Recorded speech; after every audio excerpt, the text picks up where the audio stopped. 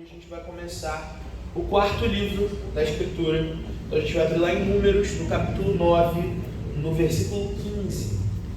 À medida que você encontrar, se você puder, fique de pé para que a gente faça essa leitura. Números 9, versículo 15.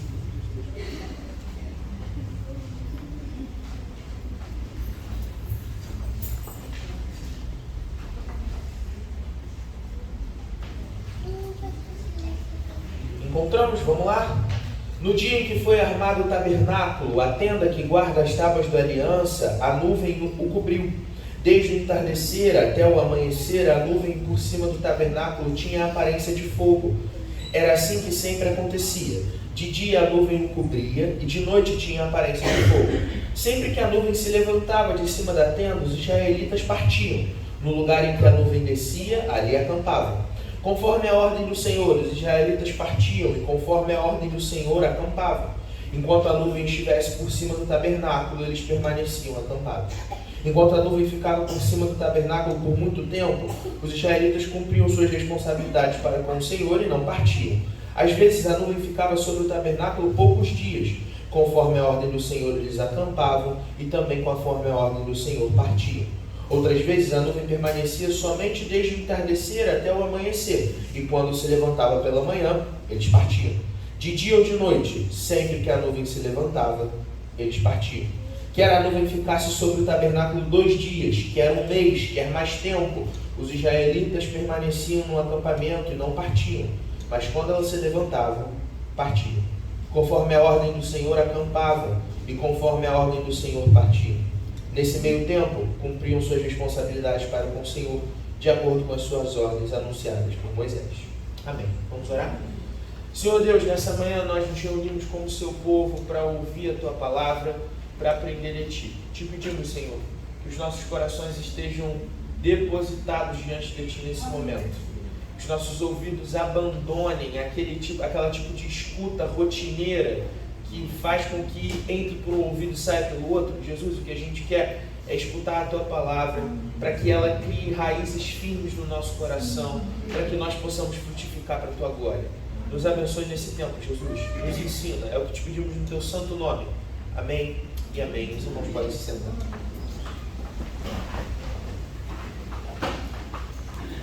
Nessa empreitada da gente expor a Escritura de maneira contínua, de capa a capa, a gente sempre encontra desafios. O desafio de lidar com textos que normalmente os pregadores fogem. Por que a gente foge? A gente foge porque tem desafio incluído nisso. Quando a gente precisa explicar, ensinar, interpretar um texto da Escritura que tem suas complicações, é mais fácil a gente recorrer a textos mais fáceis. Então, na semana passada, o pastor Silas pregou no texto de Levítico e eu confesso que eu fiquei pensando assim: ainda bem que acabou Levítico. Vamos começar Números. E Números traz suas próprias dificuldades. A verdade, meus irmãos, é que quando a gente lida com a Escritura, a gente precisa daquilo que é fundamental. O Espírito Santo para ensinar a gente qual é a verdade que o Senhor quer nos revelar.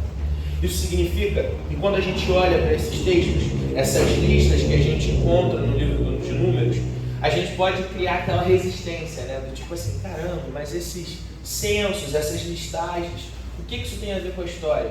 Isso tem tudo a ver com a história. Deus quis que essas coisas fossem registradas, Ele quis que as coisas fossem construídas dessa maneira. E a gente tem aqui palavra de Deus. E porque tem palavra de Deus, tem ensino da parte de Deus. O livro de Números é o quarto livro do Pentateuco, então a gente está terminando o Pentateuco, né, os primeiros 5 livros da Bíblia, e a gente tem essa narração contínua do que está acontecendo com o povo de Israel. A gente viu, né, primeiro lá no Gênesis, Deus escolhendo Abraão e dizendo que dele seria feita uma grande nação. Então no Êxodo a gente começa a perceber os caminhos como isso foi acontecendo, como essa promessa foi se cumprida. Lá no Gênesis ainda o povo vai para a terra do Egito por causa da fome que aconteceu na região, se estabelece lá, ficam escravos por 400 anos e então são libertados por Moisés. Nesse ponto da história aqui do livro de Números, a gente está no 2º ano, no comecinho do 2º ano do povo do deserto. Isso significa que eles estão se preparando para ir de fato na direção de Canaã. E é isso que a gente vai ver acontecer no livro de Números. Nesse começo da história, a gente tem uma estrutura nos primeiros 10 capítulos que não é cronológica. Tem uma outra intenção por trás, eu vou falar sobre isso, mas se a gente fosse fazer uma estrutura cronológica aí nesses primeiros 10 capítulos, seria mais ou menos assim. No primeiro dia do segundo ano no povo do deserto, o tabernáculo foi montado. É esse texto que a gente leu aqui, de Números 9, 5 a 13, que também está registrado lá em Êxodo 40. Durante o 12º dia, na verdade, durante 12 dias desse primeiro mês, o povo trouxe ofertas. A gente encontra isso aqui em Números capítulo 7 e 8. No 14º dia, o povo faz a Páscoa, celebra a Páscoa, que está no comecinho do capítulo 9 que a gente leu. 2 semanas depois, no primeiro dia do segundo mês, há o censo e a purificação, que aqui no texto bíblico está lá no capítulo 1 até o capítulo 6. Então, no 20º dia do segundo mês, Israel parte rumo a Canaã.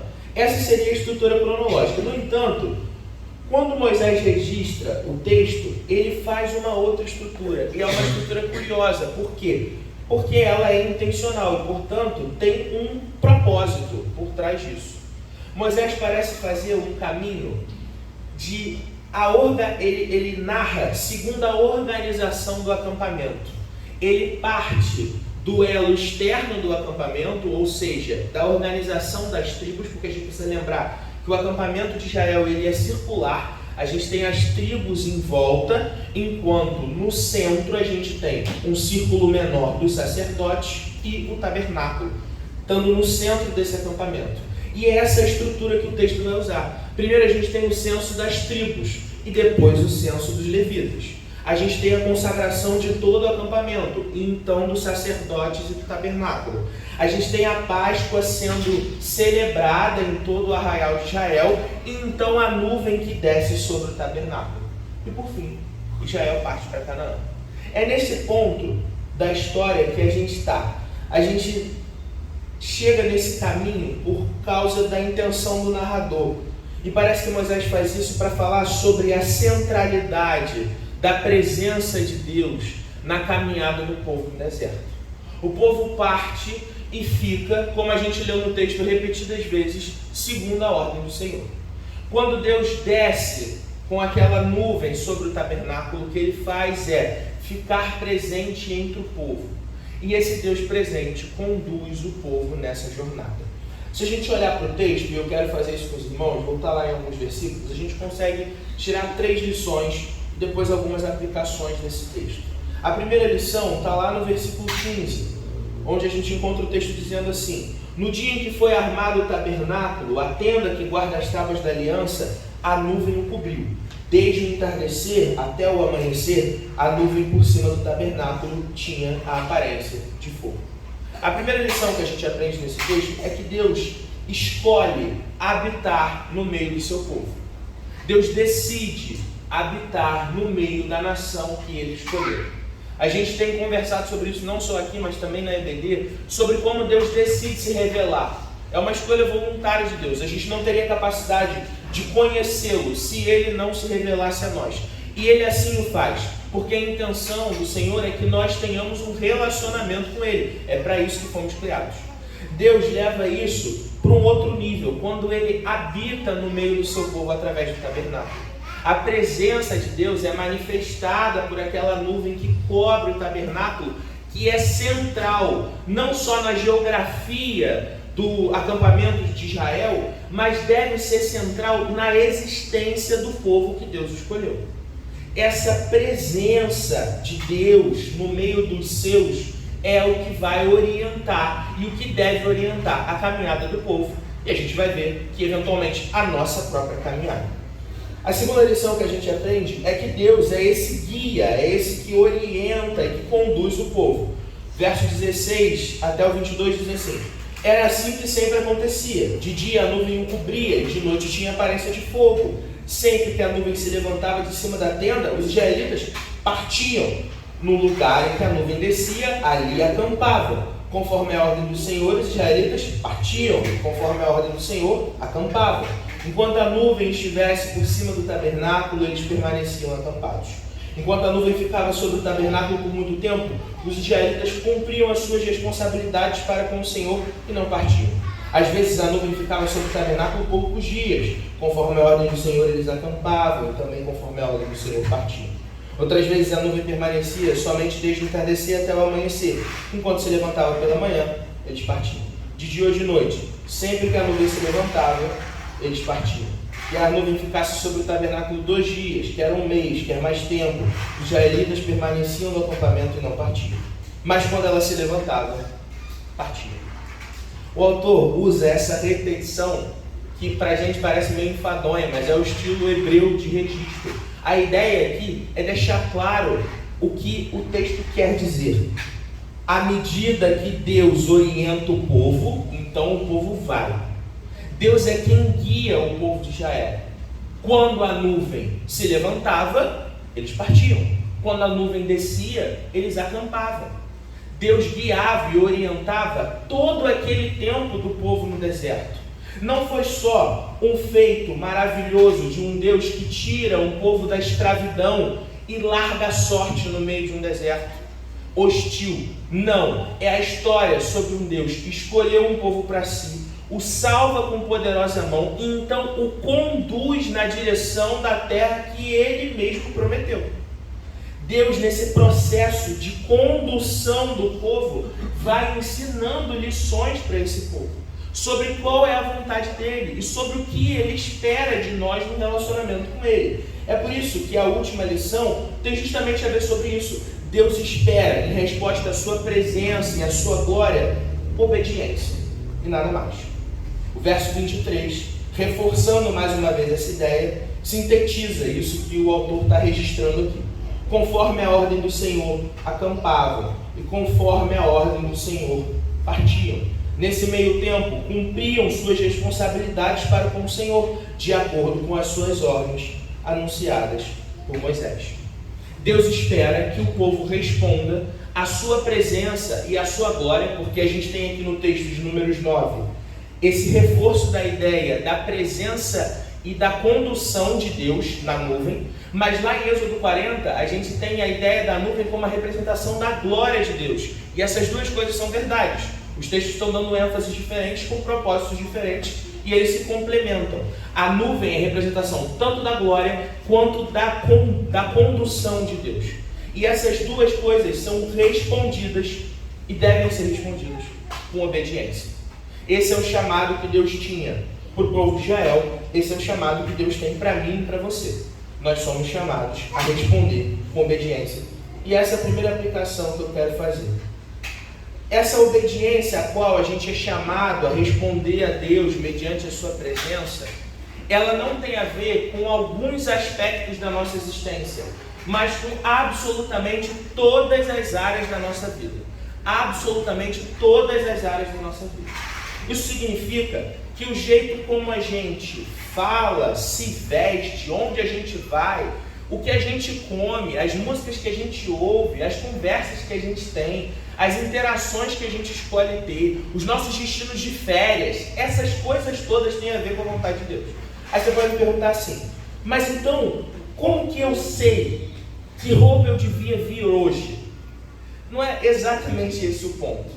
Deus não vai escolher o teu guarda-roupa. Não foi Ele que decidiu que eu viria com essa camisa hoje. Eu tomei essa decisão.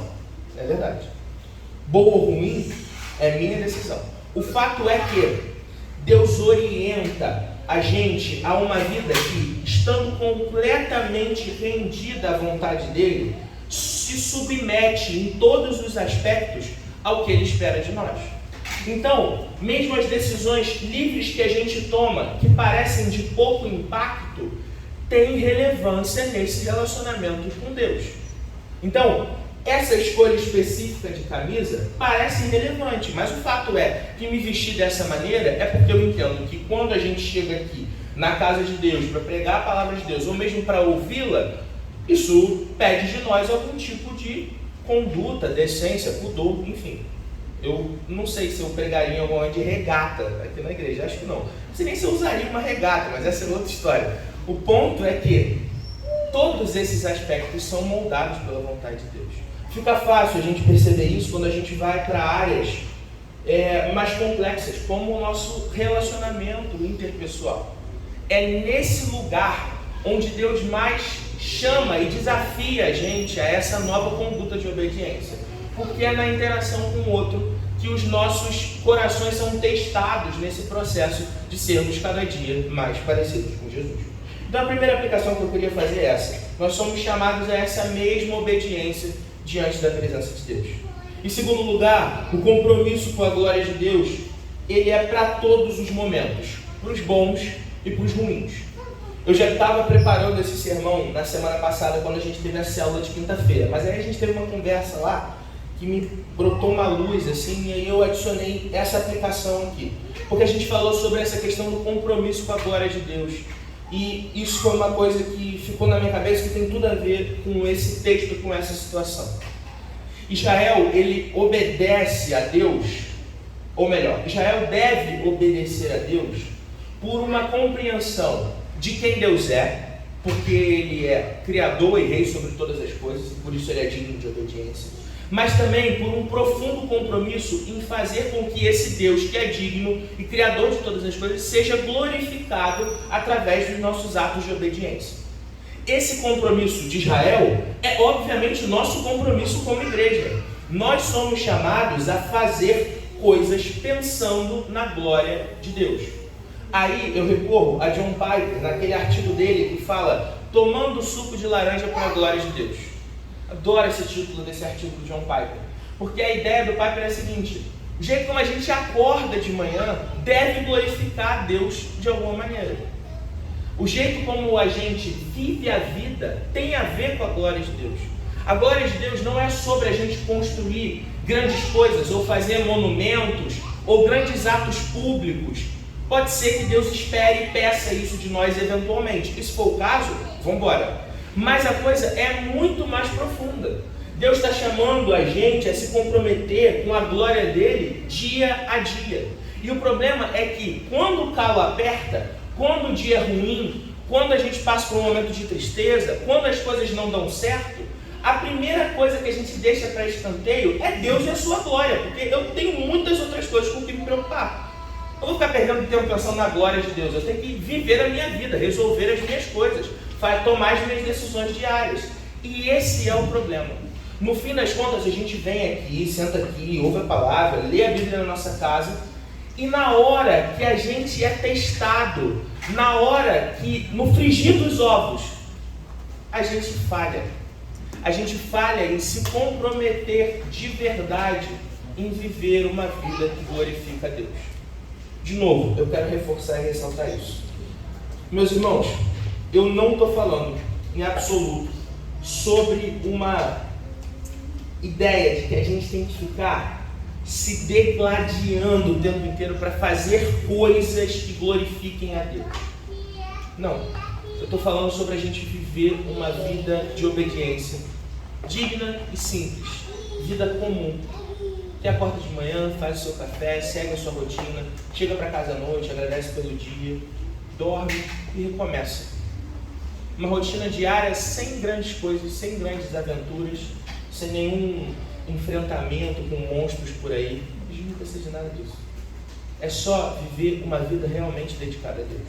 Eu tenho muita dificuldade com esse movimento que tem surgido hoje em dia de coaches e afins, que criam essa estrutura de que você precisa ser incrível. Porque se você não for incrível, você é medíocre, e ser medíocre é terrível. Tem um específico que eu sigo no Instagram só para me irritar, não vou citar o nome do cidadão, mas eu sigo e todo post dele eu me irrito. Eu não sei o que eu sigo, mas eu sigo lá, vai ficar tomando conta da vida. E aí ele, cara, ele tem essa coisa de tipo assim, eu fui pobre, e aí eu corri atrás, fiz por onde, e agora eu ganho muitos dinheiros, e porque eu ganho muitos dinheiros, minha vida agora é maravilhosa.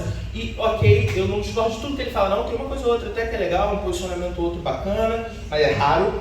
Mas a estrutura do pensamento dele, que ele defende para os seguidores, é o seguinte: você não pode ser uma pessoa comum, você tem que ser uma pessoa extraordinária. Se você não for extraordinário, tem alguma coisa errada. E aí um cara lá comentou o post dele, eu não lembro nem mais qual foi o comentário do cara. Eu sei que ele respondeu assim: Dá para ver pelo seu Instagram que você tem uma vidinha medíocre. E cara, quando eu vi esse comentário, eu pensei, nada, mesmo. E qual é o problema disso? É que esse cara é cristão. Esse é o problema.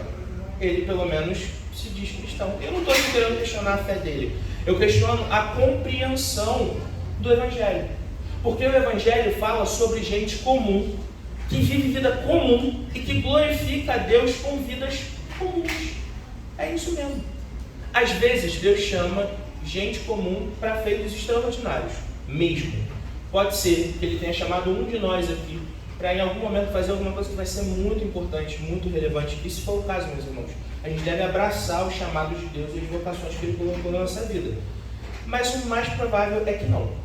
Que a gente viva uma vida simples, rotineira e comum. Que sendo fiel a Deus, o glorifica plenamente. E é isso que importa. A última aplicação que eu queria fazer é o seguinte. A gente tem que fugir do perigo de ter essa obediência engolida pelas circunstâncias. Como eu falei no ponto anterior, eu queria só consolidar um pouco mais essa ideia. Às vezes a gente ignora a obediência pela rotina, né? As circunstâncias, elas pesam mais do que a reflexão. E é isso que não pode acontecer. Por quê? Porque foi o que aconteceu com Israel. Se a gente avançar 2 capítulos na história, e a gente vai ainda amanhã com o comentário bíblico, a gente vai perceber que Israel começou lá no capítulo 11 de Números a reclamar, e reclamar muito. A gente conhece a história, a gente vai caminhar por ela, mas a gente termina aqui o capítulo 9 com Israel sendo o povo que, quando Deus manda, eles vão, e quando Deus manda, eles ficam. E quando eles ficam, eles cumprem as suas obrigações com o Senhor conforme as ordens dadas através de Moisés. Então, no capítulo 11, Israel passa a ser a nação da reclamação. Gente que acha que tudo é um problema e está tudo ruim. E bom era na época que a gente estava no Egito e pipipi, popopó. E sabe qual é a grande questão? É que a gente olha para Israel e pensa, mas que povinho ingrato, cara. Como que pode essa galera não perceber o que Deus fez por eles? Meu irmão e minha irmã, quantas vezes a gente faz exatamente a mesma coisa? Exatamente a mesma coisa. No primeiro desafio, na primeira dificuldade, ou no 5º, ou no 15º, ou no 100º, não importa. Quando o calo aperta, a gente fala assim, mas não é possível. Deus deve ter me abandonado. Bom era não sei quando.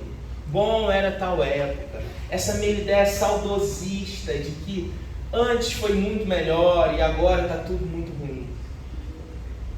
Eu quero dizer o seguinte. A gente passa sim por momentos de dificuldade e desafio. Israel passou por esses momentos mesmo no deserto. Indiscutível.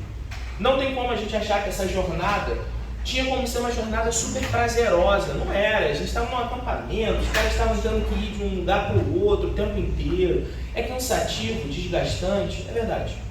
Mas, quando a gente faz as coisas que faz, por conta da glória de Deus e debaixo da vontade dEle, nosso compromisso precisa ser não só com o nosso bem-estar, e na verdade tem que ficar de lado mesmo, mas em cumprir aquilo que Deus espera de nós. E certamente Ele conduzirá as coisas na direção da terra que Ele prometeu, do descanso que Ele mesmo garantiu. Foi isso que Israel perdeu de perspectiva. A promessa do que viria e os feitos maravilhosos de Deus no passado. E quando essas duas coisas estão em perspectiva, o meio do caminho é só o meio do caminho. É só o meio do caminho. A dificuldade, ela não se torna irrelevante. A gente sofre e passa por ela, mas a gente sabe que Deus se mantém presente e habitando entre nós. O que devia fazer Israel, e aqui eu caminho para a conclusão, passar pelos momentos de dificuldade com maior tranquilidade, era a certeza e a beleza da presença de Deus entre eles. Deus estava habitando entre o povo. A gente hoje tem um benefício a mais do que o povo de Israel. Ali a gente tinha o tabernáculo e a nuvem simbolizando essa presença e glória de Deus. Cristo Jesus une em si mesmo a ideia da nuvem e do tabernáculo. Cristo em si reúne plenamente a presença de Deus, porque Ele é expressão exata do ser de Deus. Cristo é a habitação final de Deus entre o seu povo, e Deus escolheu a igreja como o lugar onde Ele manifesta a sua glória. Num dos comentários bíblicos que eu estava estudando para preparar esse sermão, tinha essa frase lá e eu anotei aqui: Deus manifesta a sua glória na estrutura da igreja. Deus escolhe o corpo de Cristo, a reunião do seu povo, como lugar da manifestação da sua glória. É aqui que nós somos abençoados, alimentados, que as nossas forças são renovadas, porque o Espírito Santo que habita em mim e em você nos ajuda a perceber esse cuidado e presença amorosa do Senhor. O Cristo que tabernaculou entre o povo no passado, o Deus que se fez homem, habitou entre nós, então morreu e ressuscitou no mesmo seu lugar, Ele não só fez isso, mas o fará novamente. A gente leu esse texto junto, inclusive eu preguei nesse texto, mas eu quero te pedir para abrir comigo lá em Apocalipse, no capítulo 21.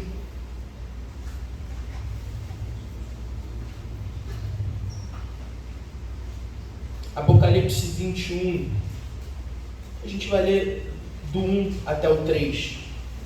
Então vi novos céus e nova terra, pois o primeiro céu e a primeira terra tinham passado e o mar já não existia. Vi a cidade santa, Nova Jerusalém, que descia dos céus da parte de Deus, preparada como uma noiva adornada para o seu esposo. Ouvi uma alta voz que vinha do trono e dizia: Eis que o tabernáculo de Deus está com os homens, com os quais ele viverá. Eles serão os seus povos, e o próprio Deus estará com eles e será o Deus deles. A gente tem o protótipo disso aqui, na reunião do povo de Deus. Quando a gente se une como igreja, que essa presença especial de Deus se manifesta entre nós. Mas a nossa esperança é a certeza do que Deus já fez e a esperança do que Ele certamente fará, porque assim prometeu. A gente está, como o povo de Israel estava, entre duas histórias. Mão poderosa que nos salvou, promessa daquilo que virá. É exatamente o momento que a gente está. E quando a gente tem essas coisas em perspectiva, o meio do caminho é só o meio do caminho.